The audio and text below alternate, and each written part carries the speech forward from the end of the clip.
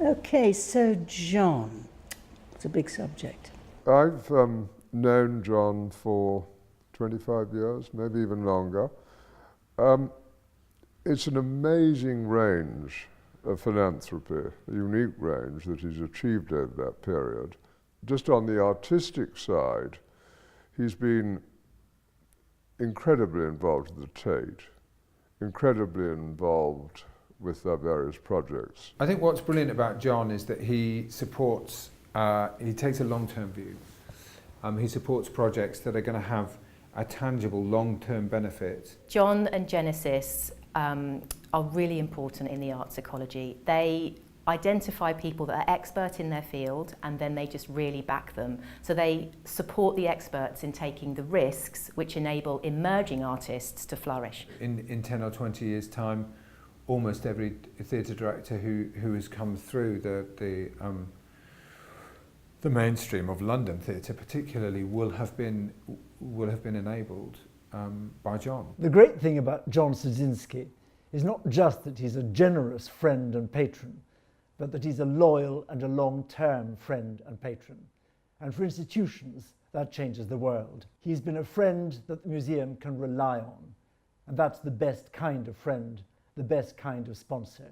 I think we've worked in, well, I know we've worked in well over 70 countries and well over 40 languages, and with hundreds, literally hundreds and hundreds of writers, young, emerging writers. Being part of the International Playwrights Program at the Royal Court has opened my mind to what theatre can be and what writing for theatre can be, and has given me a new perspective on writing and theatre making.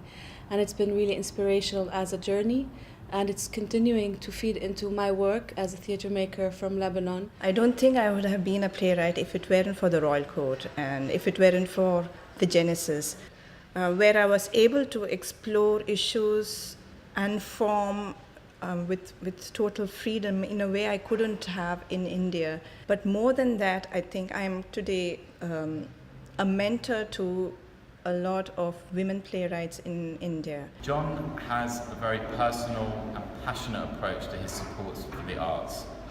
He comes at that from both a business and strategic perspective, but also as a collector and a lover of culture.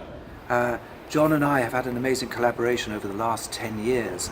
His Genesis Foundation has helped the 16 in many ways, and indeed the world of music in general. John's philanthropy is unique.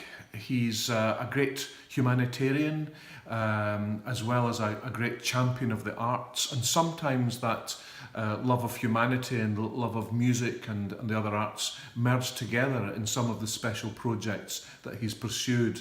I think his commissioning of My Stabat Mater grew out of those humanitarian and indeed spiritual concerns. I and the Catholic community benefit in particular from this work, because he has enabled fresh expression to be given to some of the most profound themes of Catholic belief and devotion. From the first time I suggested to John that he support the way we wanted to work with young directors, he got it, he understood, and he also understood that the best thing for us would be long-term support, and he's really followed through. John sees in the long term and acts in the long term, and once he backs you, really stays with you. The support that I've received from John and the Genesis Foundation has meant that I can go away to London and study acting, which growing up is something that I would never have thought possible. And everyone must be on the stage, anyone with something to offer. John sees that. He's got a very wide and instinctive spectrum for what a person has to give to the world.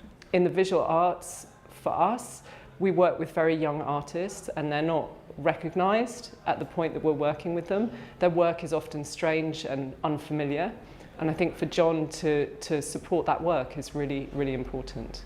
Thank you, John, for refreshing the great connection between deep Catholic devotion and music. Well, you are fighting the good fight. May you continue to fight the good fight, fight for the arts, fight for people like us, these quiet voices across the world who need to be heard. Without Genesis, without John, the Young Vic would be an entirely different place from what it is today. People discovered that they were writers, that they were artists. And I think through John and through Genesis, we've given them a voice and the power to create a life in which they can be a creative artist. There are very, very few people in the country and the world who do this kind of philanthropy. He doesn't just do things at arm's length. You know, he's in there with the mud on his boots. It's not a vision that I can easily see of John with mud on his boots, but you know what I mean.